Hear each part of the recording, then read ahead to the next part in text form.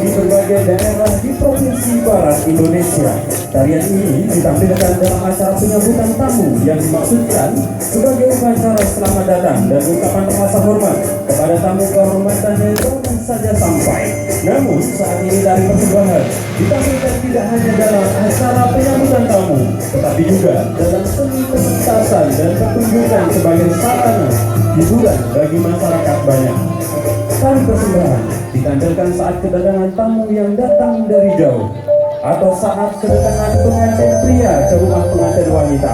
Tamu yang datang kemudian dipayungi dengan payung kebesaran sebagai penghormatan terhadap tetamu yang datang. Setelah tari persembahan ditampilkan, kemudian akan dilanjutkan dengan suguhan daun sirih dengan carano kepada sang tamu. Pada saat upacara pernikahan, suguhan daun sirih diberikan kepada pengantin pria sebagai wakil dari rombongan. Daun sirih di carano tersebut juga biasanya disuguhkan kepada kedua orang tua pengantin. Bapak Ibu tamu yang kami hormati, mari kita saksikan tari persembahan dari Sanggar Tiara berikut ini.